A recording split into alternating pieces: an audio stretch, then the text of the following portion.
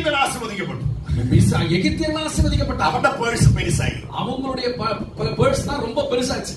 മനസ്സിലായോ?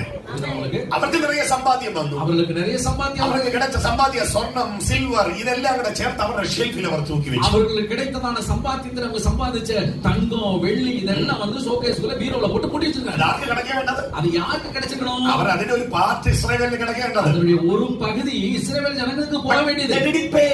ஏன்னா அவங்க கூலி கொடுக்கல.